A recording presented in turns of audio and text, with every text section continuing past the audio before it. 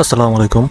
আমরা যারা শহরে থাকি তাদের জন্য আছে এমন একটা জায়গার ভিডিও তুলে ধরবো যেটা চারপাশে শুধু জঙ্গল, কাদামাটি। আমি আমার সাথে একটা ছোট ছেলেকে নিয়ে বের হয়েছিলাম এই রাস্তা চেনার জন্য। শুধু ভিডিওতে হয়তো রাস্তাঘাট বোঝা যাচ্ছে, কিন্তু সামনাসামনি গেলে মনে হয় পুরো জঙ্গলটা একই।